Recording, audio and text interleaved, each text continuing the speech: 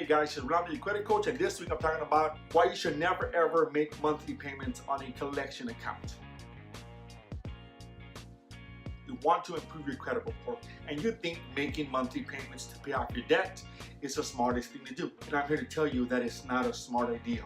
The reason why is because that collection company is not going to report your monthly payments. They're going to collect your payment, but they don't have the obligation to report that you're making monthly payments every month. So that account is going to sit on your credit report as a negative debt and will report the total amount owed. The balance won't be reduced. So what's the next option? Click on the link below. I'm going to give you a sample collection dispute letter, not a credit bureau dispute letter, a letter that you can dispute that account with that collection company. Just because they say you owe them doesn't mean you do owe them. You might owe the original creditor, but you do not owe that collection company. Click on the link and I'll send you that letter. Talk to you soon.